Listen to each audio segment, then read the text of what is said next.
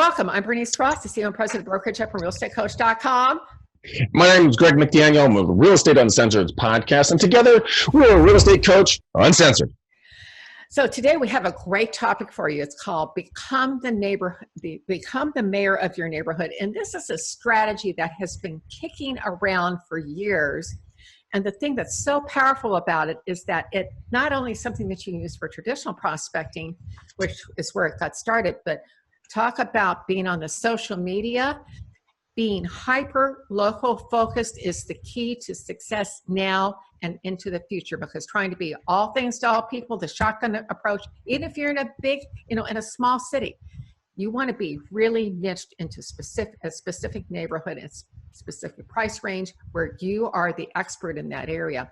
Now, Greg, what have you seen in terms of your business of what's worked in this area? I've got some examples I want to share as well. So what's working really well in our business right now, and there's something that literally just popped into my brain that I'm really excited about. But what we're doing is we're going out and we're going to like tripadvisor.com. We're going to Groupon.com. We're going to like just the local city calendar, and Better Business Bureaus, or different resources like that, and talking to these local businesses and saying, hey, could I come out and do an interview with you, and then we'll post it out on social media. I've been doing it quite successfully with a bunch of local restaurants and different businesses in the area. And what we're finding is that, we then have our video editing team go out and edit it up. It doesn't cost a lot of money. It's actually very, very affordable to do this. And this is a ever living business card, because, you put a couple of bucks behind the promotion on Facebook, and then they put a couple of bucks to match you. So if it's $100 each, right? Shoot the video, shoot it live, and you can take it down, edit it up, put a header and a footer in there with some of your banners and all your stuff in there, and then you can build them their own Facebook page for the videos you shoot with them, right? And now it's another platform. So one of the things, this is an old approach that's been around that translates so beautiful today, is what you just shared, because of the ability to do it on video. But what what people used to do, and they still do, is like, so say that, I have a local florist, it's Valentine's Day coming up, and I can go get some coupons for, either I can pay for a certain number of red roses for people, and, everybody comes in and get a single rose, or I give them a discount. And then I can distribute those coupons. But then you put that on steroids now, the way we do business today with Groupon. So what you're doing is you're helping to promote that person. So you're talking about building out a business now that's based on serving other businesses. So yes. One way to become the mayor of your neighborhood is to use the business approach. But I want to circle back now and do the personal approach, where I become the expert in my area. And I did an interview with a guy named Imran Ali for my radio show several years ago. And Imran had built up a great business then, went off, started a really great CRM and did some other stuff. That didn't pan out. Went back, and he went from 0 to 25 million in production in 1 year. And he did it by walking his dog. And he's really, he's done it twice now by walking his dog. And he and his wife lived in the Hollywood Hills, right below the Hollywood sign. I don't know if they're still there or not, but that's his niche area. And what he did is, he'd walk the dog twice a day, because his first house they had didn't have a backyard. So he could walk the dog. He just would talk to people while he's out walking his dog. But then what he did is he started building, and this is the thing that separates top producers from people who aren't. The top producers know the inventory like the back of your hand. They do not need to look at the comps. When I was selling in Southern, on the West Side, there weren't comparable sales really. You could look at, you have 400,000 sitting next to 2 million, and you had to know what those things look like. And that comes from experience. But what he did is he would be able to say, a lot of hillside properties. Well, this particular property, that living room is going to be dark all winter long. You're not going to get any sunlight there because it's north facing. You're going to be in shadow, and it's going to be cold. Or, you may have something that's west facing. You've got that sunset. Gee, that seems great until you see all day, the sun shining in that window, and it's like having that really granular knowledge of those properties, and then who's owned the property, what they've done to it. and just have those conversations with people about what's happening in the neighborhood. And what he's done now is he pyramided that. He started organizing fundraisers for one of their schools because they were, and having some after school stuff that they sponsored, or getting a group of Asians or people to go do some cleanup at a school where it needed it. Maybe the jungle gym needed, painting out on the, in the playground. But the idea here is that we're setting up something that serves the community. So something that we did for a number of years, Bernice, and of course it worked so well we stopped doing it, is something that I dubbed "Dump Your Junk" in spring cleaning. And so we got those like junk hauler, trucks. We got a bunch of them to come to our location. Then we got an e-waste dump to be there. But you had to, and then we brought a battered women's shelter. They would bring their van there. And so people, what they could do, we did it always in the springtime. We would do it at a high school or a big parking lot, and we would invite all the local businesses. They'd invite restaurants to bring some food down, cop shops to bring coffee down, bring out coupons for everything. And so people could come dump their junk right in the trash dump. They could drop e-waste, and then they could donate items to the battered women's shelter, where the women's shelter would then go resell them and make money for the women in the shelter and keep everyone safe. And it was such a uniquely powerful event because, like you're saying, you're the mayor of the area, you're going in and you're bringing joy to local businesses, giving them exposure, helping people that need some help, and overall being visible to everybody. And you can get this thing set up for like 6 months in advance, so you can talk to everybody for 6 months about it and still have your information that you're a real estate agent. It's like that type of out of the box talking. And I love the fact that your gentleman went and became the mayor of his neighborhood walking his dog. I think that's uniquely powerful because a lot of us, and this is my own personality talking. As you guys can all see, I have a shirt on that says "Awesome Uncle Awesome," right? Which was an inside joke with my nieces and nephews, which I just turned into something that's kind of funny. But what is this? Your body is a billboard, right? And so you can be your own brand. So you can print out your own logos. You can wear real estate gear. You can get your dog all dolled up with real estate gear. Help my owner buy me more food. We need to sell more homes, whatever, something like that. And like you were saying, like I used to, when I first got into real estate a little over 20 years ago, I was an absolute epic screw up coming out of college. And so my father, who was the head of our team, didn't let me work with any clients for the first year. I door knocked. And I got to know those neighborhoods, like you were saying, inside and out. I knew who was moving, who was getting a divorce, who was remodeling their house. I actually had this lady, I saw her, I'm like, hey, and then I saw her at an open house somewhere. And I just walked up to her. I didn't think anything about this. And again, I've been door knocking like, 5 days a week, 8 hours a day, right? Wow. And I'd be like, oh yeah, I would do 100 to 200 doors a day, like average about 100 doors a day. And I walk up to him like, hey, you live on Villa Don Jose. You drive a minivan. You have two giant redwoods. Your husband drives a motorbike, and you just had a baby. How are you? And she just backed up real slowly. And I'm like, I'm not a creeper. I just work the neighborhoods a lot. And she's like, oh, I do remember seeing you. And it's the repetitiveness. Wouldn't you agree? Absolutely. It's being out there and doing it. There's a guy in LA. I don't know if he hasn't retired. He certainly could have many years ago, but he started door knocking over 4 years ago and still door knocks every single day, and just he's been the mayor of his neighborhood from doing that consistently.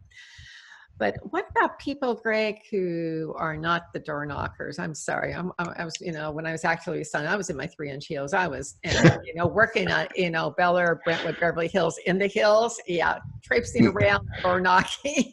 Not going to happen, right? It's going to happen with me. And you don't have to be a door knocker to be the mayor of your neighborhood. When we say your neighborhood, air quotes, it could be your database could be your neighborhood.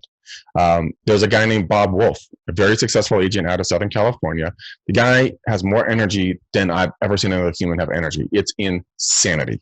But what Bob does is one of his things, every day he gets a list, and he has so many past clients now, he just literally forgot when he sold them the house. And he just pick up the sheet and be like, hey, Bernice, it's been another year. How are you? and you just make calls on a consistent basis, touching base, bringing value. Something really stupid and simple, but brings so much joy. Whenever I get one of these, I go through the roof because it's so much fun, and it will cost you $1. Lotto tickets. Go buy a scratch lotto ticket. If you're going to be out door knocking, if you're going to be out somewhere, have it stapled to your business card. Hey, Bernice, thanks so much for being nice to me. Here's a lotto ticket. I hope you win some money. Now, do you think you're going to become the mayor real quick if you go around with lotto tickets giving them out to people? Oh, yeah. I mean, you come on. You'll be the lotto ticket guy. They may not remember your name, but they'll remember your action. And I want to come back to what you were doing about the dump your junk. I think that was so brilliant. And what you're describing, whether it's a lottery ticket or whether it's dump your junk, it's Give to Get marketing, is that you're giving something back. And especially with our younger buyers and sellers now, where part of being integrated into the community is giving back. You see the things at Target, we give such and that, we talked on a previous show about my 2-calorie chips. It's from a company called Gluck, and they give money back, part of all their sales proceeds. So they give it, to charitable causes. But this mindset of giving back, not being the expert, not being the number one, but giving back and still showing your expertise because you've been out there and you've learned. It's not about I'm number one and I know everything. It's about being of service to your community. And that's the secret, Give to Get. It really is. You know what? When agents say, I'm the number one agent, and if you guys say that in your marketing, I'm not knocking you. Okay, I am knocking you. Stop doing that. I mean, my mom tells me I'm the number one child. I am. I'm the firstborn. Okay, so I'm number one too. But you know what? If you go make them the number one, if you make them more valuable, here's a secret weapon to any conversation when you're out and about to really bring value to people is this very simple question. And Bernice, I want you to answer me when the last time when you have been asked this question. It's, hey, Bernice, thanks so much for your time today, on the phone. Hey, you know what? I'm always meeting a lot of people. What does your perfect client look like for your business so I can maybe refer them over to you? How can I help you grow your business? Last person who asked me that is you. I know.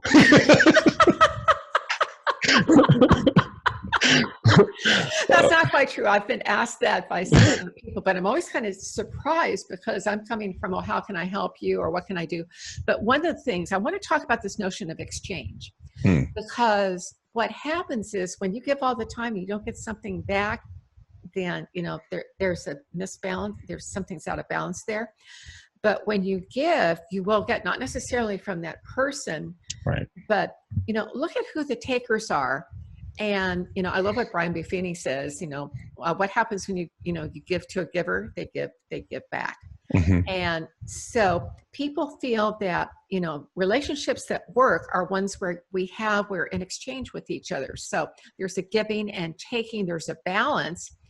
And if you've got someone who's taking from you all the time, we talked about it on a previous show about changing your peer group. Mm-hmm. Get rid of the, I like to call them psychic vampires, just sucking all the energy out of you. Get rid of those people and focus on giving back. So, we've got a little bit more time. I want to talk about taking this, become the mayor of your neighborhood, to Facebook specifically. Okay. One of the things I've trained on, you mentioned this before with the businesses. Mm-hmm. I want to circle back around now. When you take a listing, set up a business page on Facebook that uses the property address as the business page. And what you're going to post there is you're going to post the pictures. If you've done a Matterport, tour of that, great. If you've done videos, and then if you have the kind of stock content that Greg was talking about at the top of the show, you can post that. What else would you be posting, Greg? This is kind of right up your, right up your alley. My mind is moving on that pretty quickly. What I would try to do, I would try to get some written content, or if you could get video content from the owner talking about, we moved here in 1972, we raised our 3 kids, the neighbors get together and have a neighborhood, Thanksgiving, barbecue off, or 4th of July, or whatever it's going to be. But you want to get that hyper-local knowledge that there's absolutely no way in HE double hockey stick that you're going to find it anywhere else. And really make it hyper-personal to the seller, to the neighbors, to the neighborhood, and to the property. And you can go, I think it's well, and especially in the U.S., there's a site called a Neighborhood Scout. And you can go there and you type in the zip code, and then there's micro markets within the master market, and find where they are, and then go read up and give hyper specific information about that area: ethnicities, ancestries, languages, occupations, recreations, notable and unique people and places, and just become that resource for that area, because it's going to do two things. One, you're definitely going to stand out in your listing presentation. Your sellers are going to feel that you really went above and beyond, and all the neighbors, when you go tell them to go to this page, are going to see what you're doing for their neighbors. So if they're thinking about selling, they're going to be like, oh man, this guy over here, this other brokerage, he didn't do that, but Bernice stepped up and she crushed it for Bob and Sue Smith.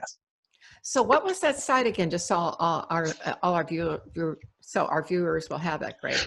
Neighborhood Scout.com.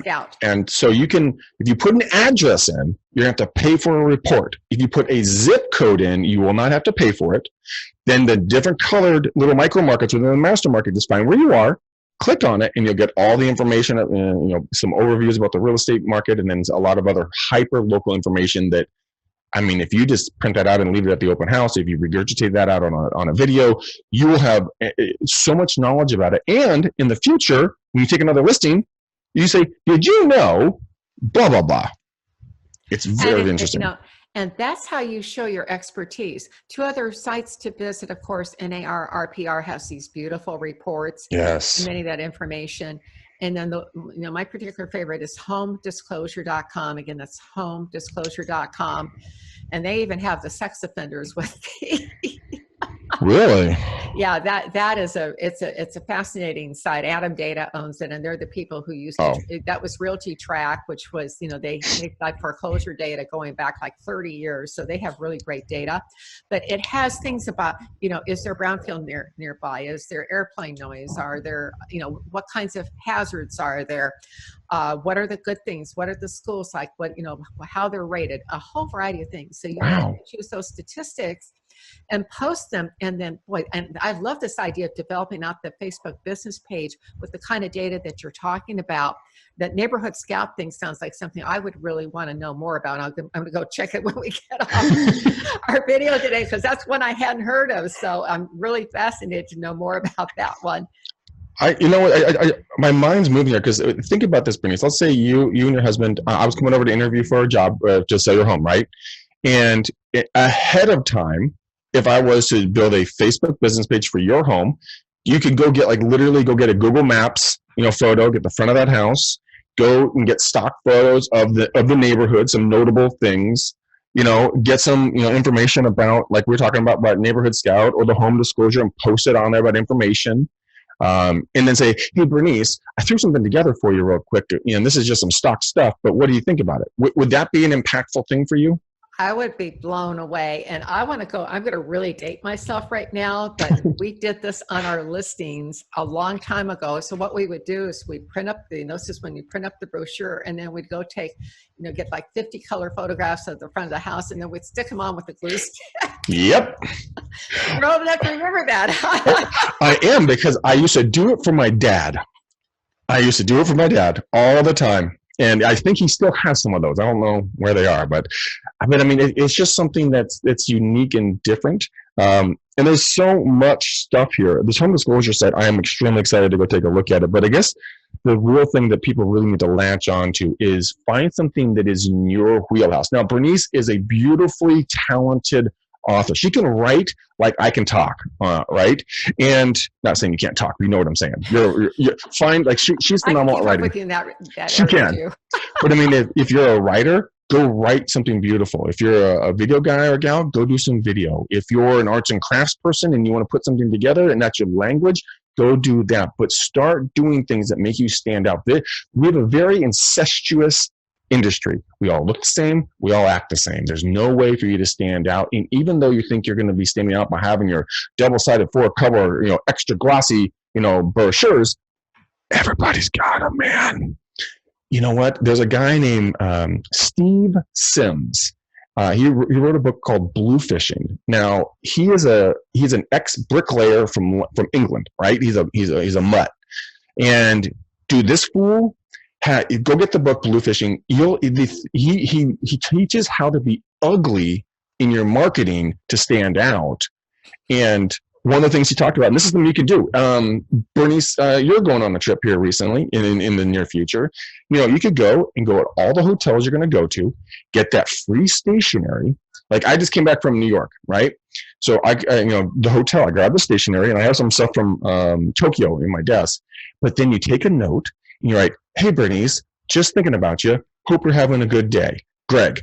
Then you look on the bottom, it says Tokyo. You're like, who the heck is in Tokyo? And why are you thinking about me? But you stand out. That's the whole thing about being the mayor is you stand out. Well, I just think, we've had so many great ideas here, but I love this idea of developing out your Facebook business page with this really good, information. And, we joked about using the glue stick. If you have a brochure prepared for that property before you, as part of your pre-list package, and you have this data, you are going to stand out, because I can assure you nobody's going to do that. No. So, Greg, to kind of wrap up for today, what are the takeaways? I would one thing I would really kind of think about is get out into your neighborhood, become hyper local, be the king or queen of your area, walk your neighborhoods. Okay, really understand what's going on, bring value to your fellow businesses in your area.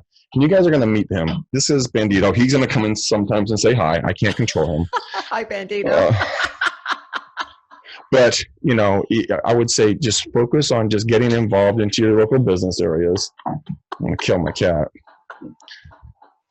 Sorry, Bernice. Just keeping it real, Greg. Just keeping it real. It is what it is, right? And this is one of the things, I guess. And you know what? One of the things, I think this is a really important takeaway from what you just saw. We could edit that out, but quite frankly, people appreciate it when you are real and authentic. And if the black cat walks across and sticks its tail in the video, you know what? You're human. Yeah. And you're a cat guy, right? He's going to be turned into a stuffed pillow at the end of this show. I doubt that sincerely. No, he's not going to. He's going to have a. So anyway, to wrap up today, like Greg was saying, walk your neighborhood. Be sure to, I love this idea of creating the Facebook business page for your listings, and you can do it for your area. That's a page that you can have, like, live in 902, 210 where I used to live, or live in this particular zip code, or in Lakeside Living in Texas, whatever it is, get something that's about that lifestyle and then post to that or the specific location. Right. If you're going to do a page about your area, guys, please do not only post listings. Please post about the local businesses and be engaging. I mean, yeah, don't do it. Don't do it. Don't do it, man. I've seen some bad pages, man. They're bad. 95% of what you post needs to be about the person that is reading your post. Only 5% about you and your business. And listen, it's okay to post about stuff that you're doing that's interesting, like the, dump your junk thing. That is, that stuff you can promote all day long. But people will know you're in real estate. You don't have to say, I'm in real estate, I'm number one to win today. So anyway, I'm Bernice Ross, the CEO and president of brokerage upperrealestatecoach.com. Thank you for joining us. And guys, my name is Greg McDaniel, the co-host of Real Estate Uncensored. Together, Bernice and I are Real Estate Coach Uncensored.